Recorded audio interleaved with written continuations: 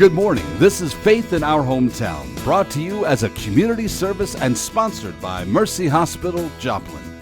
And now, here's your host, Father Jay Friedel.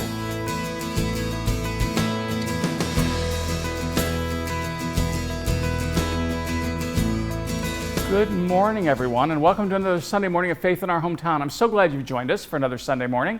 This morning, we're going to be talking about, again, our community in a little bit of a maybe different way, because I have long been, and in case you've not noticed, I did media and that kind of stuff and information before I became a priest, which is one of the reasons why I'm doing this, okay? Because it's kind of like my past and my present and kind of all coming together.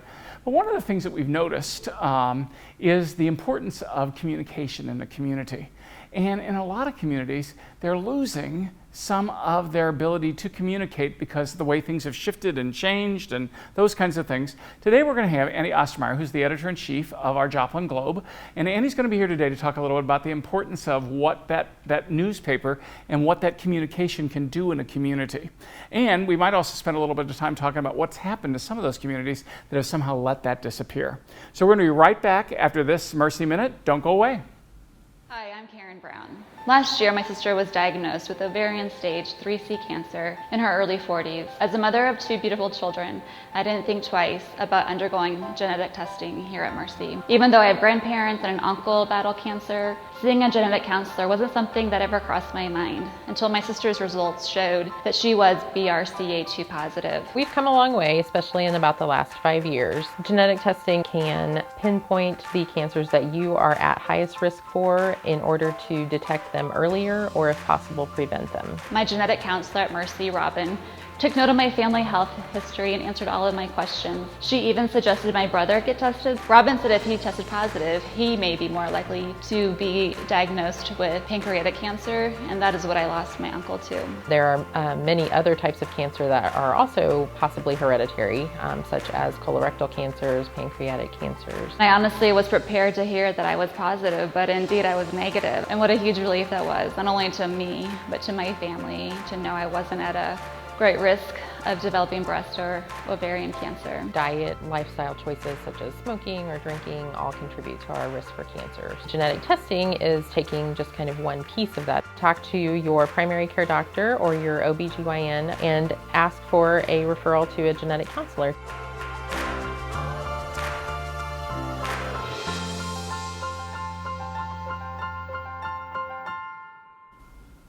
Well, again, thanks for joining us for another Sunday morning of Faith in Our Hometown. Today we're going to be talking again about the importance of a newspaper and news media in a community. And like this show, our Joplin Globe tries to provide some of that in our connections with each other. So my guest this morning, Andy Ostmeyer. Andy, thank you for joining us today. Good to be here.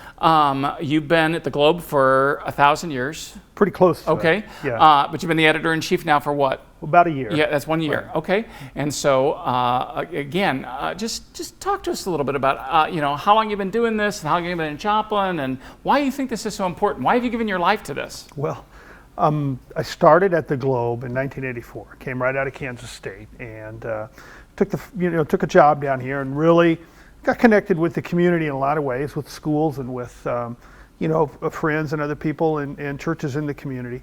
And my wife and I have made a nice home here and really have really liked it. Over the years, I've done just about anything that could be done at the newspaper. I mean, I've worked in community coverage, I've worked on the editorial page, I've done schools, I've done business reporting, just about anything that was needed. And about 10 years ago, I was managing editor, and I did that for about a decade. And then with the passing of Carol Stark about a year ago, she was our longtime editor. I was named editor, and I've been doing that for about a year now. So. Did it really change much about your life? Well, it's a lot more hours, a lot more weekends. But news is 24/7 today, right. And that's one of the things. Didn't used to be that way when you left the Globe, unless it was a major story. A lot of times that was your day, but now that's not the case anymore. Everything's happening all the time, and you just have to be ready to go. Let me ask you a question about like that, because being a communications guy myself, Do you think we've created some of our own monster in Yes. terms of that? Right. Because, in the good old days, again, you put the paper to bed, you were done, Right. that was it. Right. Or, you were off the air and that was it. And then we started, then the Iran, the Iran hostage thing happened. Right. And Nightline that was the beginning of Nightline, Ted Koppel, that was it. Right. And all of a sudden we had an ongoing nightly story, Right. which was past our regular news times. And then that developed into the whole 24-hour news cycle thing.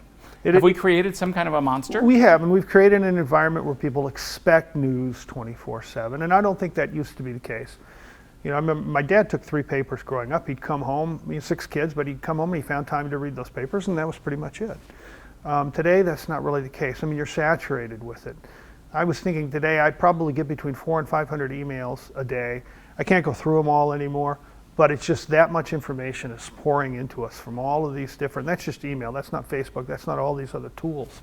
So it's overwhelming, and I think people do get an overload. But I think that's where a community newspaper comes in and is important. You need some institution to sort of vet all of that news, to say to you as a reader, this is what's important, reader. This is what we want to focus on for our community right now. Somebody has to be able to help make those decisions. The community itself can't do it, right? There's just too much coming in. So a newspaper serves in that critical role as sort of a clearinghouse. Well, let me ask this question then, because sometimes people get caught in the logarithms of whatever it is they've clicked on once or twice. Right. Okay? And so sometimes people are being fed only the news that they want to hear. No objectivity. Right. So are you turning into a logarithm for the community? I hope not. I don't think so, Father. But I will tell you an interesting anecdote. I've worked on the editorial page off and on over the years at the Globe. And there was a time where people were content if you had their worldview in the paper. If they were conservative and you had a conservative voice in the paper, that was great. They didn't mind having a liberal voice. Or if they were a liberal and you had a liberal voice in the paper, they were content with that. And they were okay with the conservative voice in the paper at the same time. Today, I hear more and more from people who say, I'm this and I don't want to know about that. I don't want to know about this other worldview. It's different than mine and it's not legitimate and it doesn't belong in the paper. And I think that's dangerous and that really troubles me. I think our job as a newspaper is to provide information and let the readers sometimes sort through that information and make the tough decision. Who are you going to vote for? What do you believe about this issue? But that's been a change, and it's really unsettling to think about. Well, and it bothers me to some degree because, I was raised in the good old days when I was studying journalism and those kinds of things. I was told, you're not the story. Right. You're just presenting the story. Right. Okay, and you stay out of it. Right. Unless you're writing an editorial where you get to make your opinion, you stay out of it and you stay neutral. And I don't see as much of that today as I used to. And it kind of bothers me because I guess I really am a little more conservative and old-fashioned. Hear that, Joplin? All of a sudden, Father Jacobs with a conservative viewpoint. There you have it. But nonetheless, there's a headline. It's its own headline, isn't it? But I am a little more conservative in that regard because I don't think we're supposed to be as, if we're a news agency, that we're supposed to be presenting the slants. We're supposed to be. It was one thing when I was growing up in St. Louis when we had the Globe Democrat and the Post-Dispatch. Right. One took the liberal view, one took the more, the more conservative view.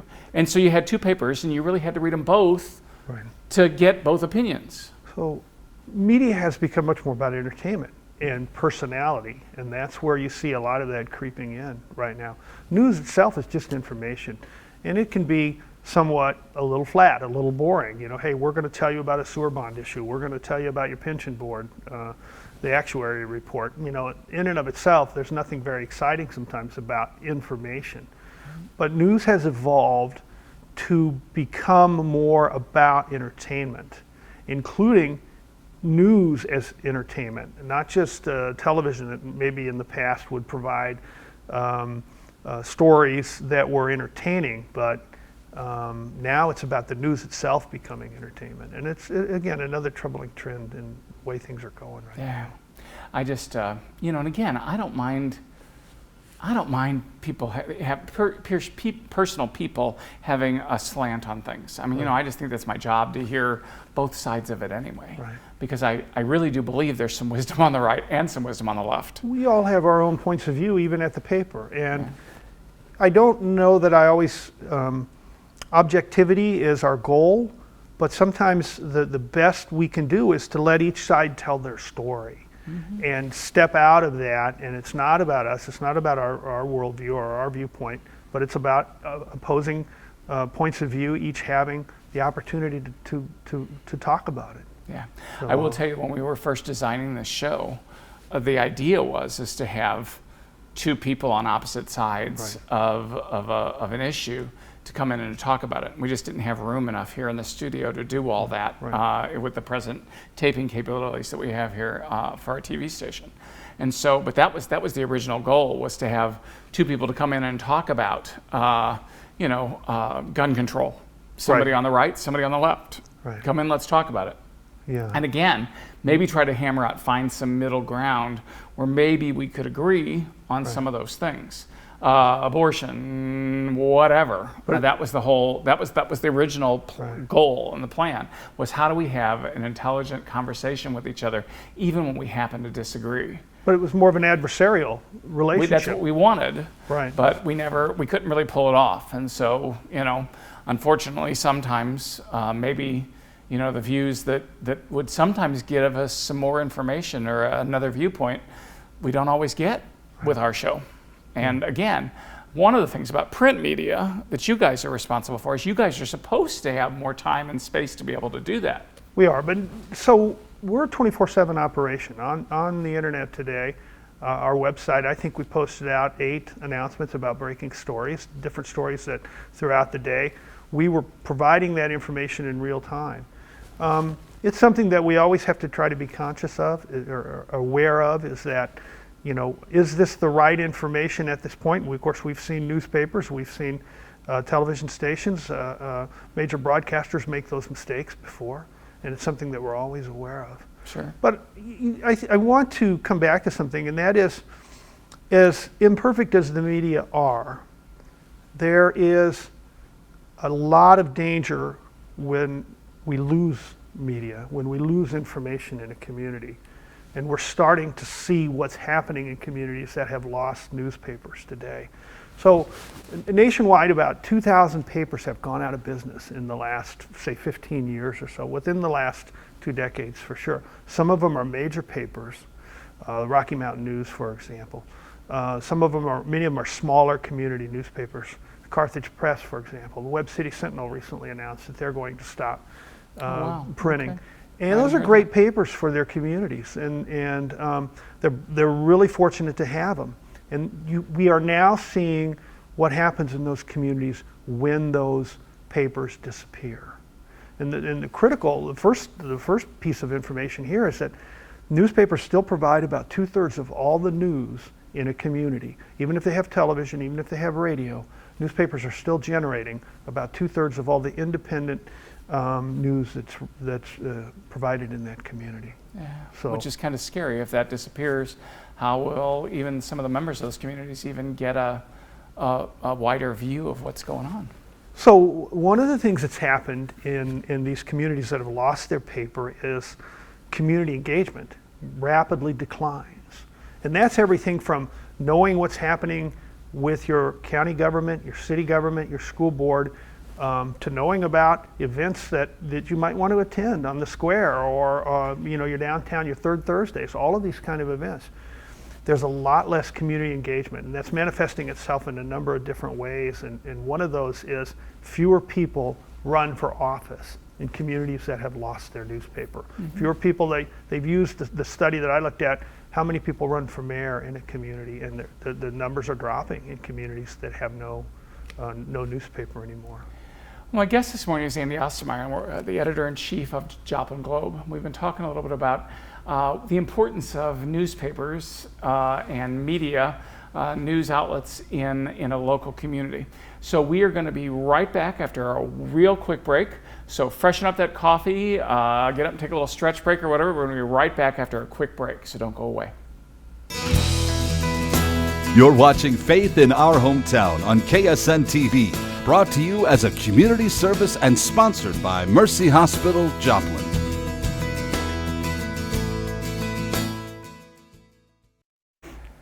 Well, again, thanks for sticking with us for another Sunday morning. Again, my guest this morning, Andy Ostmeyer, the editor-in-chief of the Joplin Globe.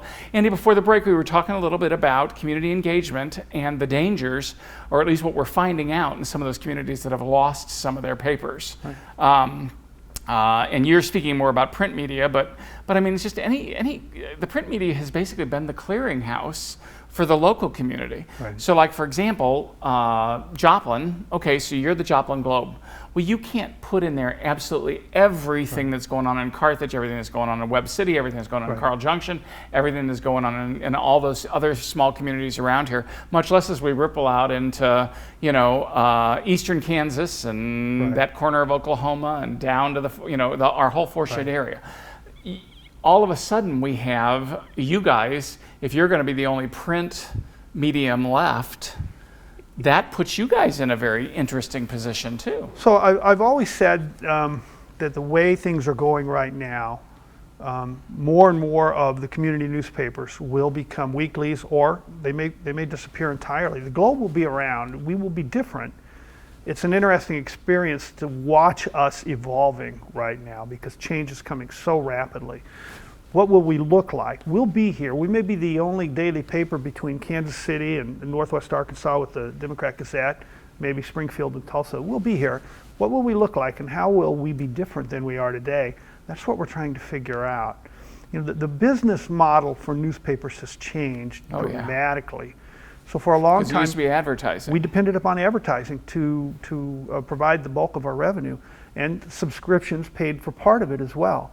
But advertising has collapsed. This has been going on long term, but it's really accelerated with the coronavirus, with COVID-19. We've experienced that. So it's even gotten worse with COVID. A lot worse, absolutely. Okay. So, and of course I can't judge that piece, but Well, most newspapers were moving toward online production, but we figured it was going to be 3 to 5 years away, and we'd have some time to prepare our readers. With the coronavirus, we lost a lot of advertising revenue. Businesses were closed. There was no point in them advertising. It didn't make any sense for them economically. Right, because it never, one more thing you didn't think about. So what happened is we shifted to online papers 2 days a week now, Saturday and on Monday. And we have a lot of readers who want that paper on Saturday, and there have been many times on a Saturday morning since we discontinued that where I've started to walk down the driveway to go get my Saturday paper before I realize, whoa, it's Saturday. It's not there. It's not there. But I always tell people that as our advertising revenue shifted online, Facebook gets our advertising revenue now, Google gets our advertising revenue now, but Facebook's not sending anybody to your school board meeting. Right. And Google's not sending anybody to your city council meeting. And they're not covering your kids' games. The Globe's doing that. Mm-hmm. And if you want a community newspaper, if you want that kind of coverage in your community, you need to support it as a subscriber. Because we're shifting from advertising as the bulk of our revenue to subscriptions as the bulk of our revenue right now. That's one of the big changes that's going on for the paper. Yeah. And the other thing that I know that because everything has shrunk, you guys have just got a whole lot more responsibilities than you used to have, because you used to have, so for example, years ago, you'd have your own religion writer. Mm-hmm. So that one person would be covering all the different stuff that was happening with all the different churches and all the different faith things and all the different things that were going on globally with those things. And so that person had the opportunity to specialize and, to study a little world religions and, and help make sense out of that for readers. All that stuff's gone.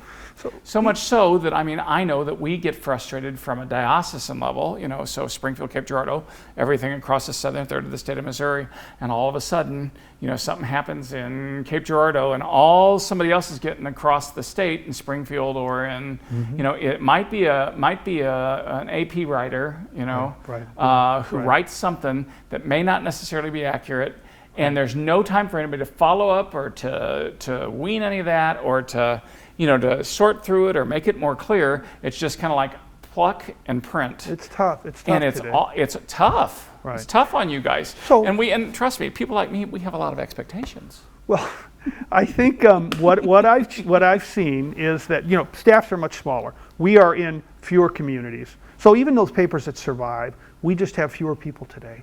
And that means we get to fewer council meetings, we get to fewer school board meetings, we get to fewer county commission meetings. Most papers have really dialed back on state house coverage.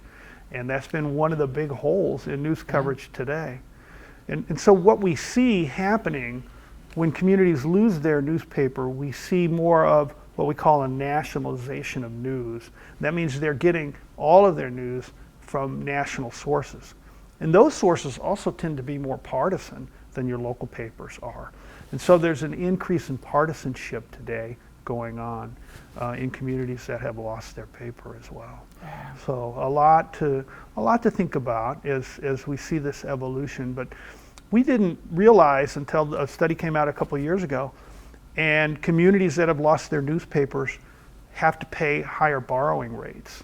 And it's because... Interesting. Yeah, so take a look at Joplin. So for a number of years, our pension in this community for fire and police was underfunded. And the city put money into that pension, but it wasn't keeping up. And the companies, the Standard & Poor's, the rating companies, they dropped our rating by a notch. Now we were still highly rated as when it came to borrowing money in this community, but they identified the pension as a real challenge. Debbie Wooden, our longtime City Hall reporter, went to all these pension board meetings, went to all of these city council meetings, listened to all these actuarial reports, listened to all this talk for a number of years, and reported on all of this.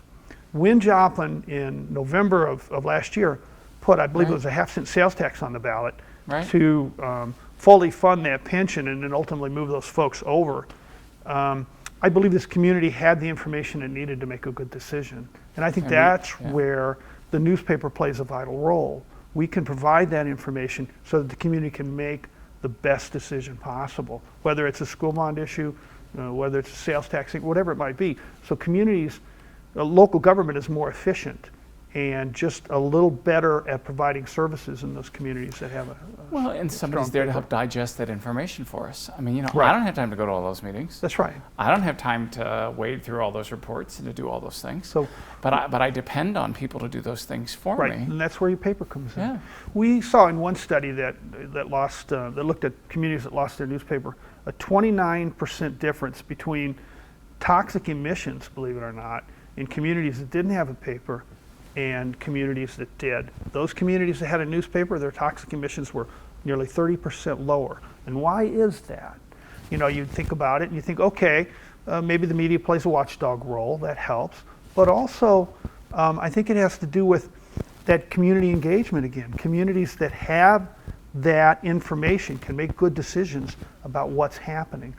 I had a fellow tell me last year, he said, and he was in a county south of here, and they were having an issue, and he called and wanted the Globe to come down and do something on it. And he said, I bet 50% of the people in this county don't even know about this issue anymore because we've lost our weekly newspaper down here. Right. And that's really kind of what's happening. Yeah. So. And again, it's tough. You understand. I mean, I didn't even think about it from the COVID standpoint. I mean, that was my big takeaway for this morning. I'm like, oh, of course. Because it makes perfect sense when you say it, right. But not knowing, not being in that, not being on your advertising section, I never thought about it. But I mean, there's a lot of pressure, and I understand that people have only got so much money. If they've got reduced revenue, then where are they going to cut some of that? And if they're going to cut advertising, because, and if they're going to cut advertising, then what's going to go first, and how are you going to do all that stuff? If they're not this open, is tough stuff. Why advertise, right? And so we had to make some tough choices over there this spring. We had to, a big part of our cost is labor, but a big part of it is the printing of the paper itself, running those presses, buying that paper, and getting that paper delivered to your doorstep. So we've shifted a couple of editions online. Right. A lot of our readers are liking it. If they can kind of get over the hump, and they start reading it online, they enjoy it. I'll admit to you, I'm not over the hump. I don't ever look for the paper on Saturday because I just try Saturday. I'm just kind of hunkered down, get ready for the weekend. Right, okay, right. But on I do on Monday, right. And I'm like, but I've got to tell you, in all honesty, I have not yet once gotten online to read the paper. I'm kind of hoping that the editor will make sure that if there's something I really need to see, that you'll hold He'll some call of that you. until Tuesday. No, I'm not expecting that, but maybe to hold it until Tuesday, Right. so that I make sure that I'm not losing sight of something in that regard. So what's happened is we were limited to maybe 12-page papers on Saturday and Monday. Online, there's absolutely no restriction. Right. We can make that paper as large as we want. So we were putting together 18 and 20-page papers online, a lot of local news. Sometimes some of the local news that we had discontinued, we're trying to bring back in some of those editions online. It's a bit of a transition for our readers. A lot of our readers, newspaper readers, are just older, Right. and so this is a challenge for them as they try to That's kind of me. how to figure out how to get there. But there's a lot you can do. So your paper never comes late, never comes wet. You know, when you get it online, Yeah. you know, it's not chewed up. It's you know, you can enlarge the type to whatever size you want. Right. You can have it read to you if you want to online. Oh, wow. I didn't know that was You there. know, a lot of people are finding that the combination of an iPad and their newspaper is a great combination, because they can take that iPad to their kitchen table, just like they took that paper. They can take that iPad to their lazy boy and sit down with it in their lap, just like they used to sit down with the paper. So they're finding they really like it on the iPad. You can't do that really with the computer, but you can with an iPad. Right, you can with the iPad. So it's a great kind of marriage really between newspapers and technology. Yeah, you know, it's interesting. I you know, like I say, that's one of the reasons why I'm glad I do this show, is because I'm learning a few things about, how to do some of those things, because I am an old dog and you got to teach me new tricks. I don't get them all on my own, in my 60th year of life. But I've watched so many of my friends work in the newspaper industry through the years, and so many of them aren't able to do it anymore for that very reason. It's just, it's a challenging time. So my guest this morning, Andy Ostmeyer, the editor-in-chief of the Globe, here in Joplin. We're going to be right back after this Mercy Minute. Don't go away. A new baby changes the world and each of us. The Sisters of Mercy devoted themselves to offering exceptional maternity and delivery care, training generations of nurses to do the same. Mercy continues to answer the same call, to not only care for your baby, but to cherish them too. Mercy, in every era, your life is our life's work. Learn why we serve at mercy.net/legacy. In Ireland, the first Sisters of Mercy were called the Walking Sisters because every day they went out in search of women and children who needed healing or help. Mercy continues to answer the same call, dedicated to the health of every woman who comes to us for care. Mercy, in every era, your life is our life's work. Learn why we serve at mercy.net/legacy. Well, Joplin is one of those communities that I've come to understand over the last 14 years really does try to care about what's going on in Joplin and what's going on in the surrounding area. So whether you're in Kansas or Oklahoma or here in Missouri and that surrounding area, we've got to continue to try to figure out how to stay connected, because I think it's good for us. And I think we probably all could agree on that. My guest this morning, Andy Ostmeyer, who is the editor-in-chief of the Globe, was talking about how sometimes communities suffer when they don't have community press anymore. And he brought up the sad and unfortunate reality that some of our neighboring areas have had to close their doors for their local press. We don't want to see that happen. We just want to keep it going and keep our community strong. God bless you. Have a great Sunday. And join us next week for Faith in Our Hometown. Thanks for watching. Faith in Our Hometown can be seen Sunday mornings at 6:30 and 9 a.m. on KSN. Brought to you as a community service and sponsored by Mercy Hospital, Joplin.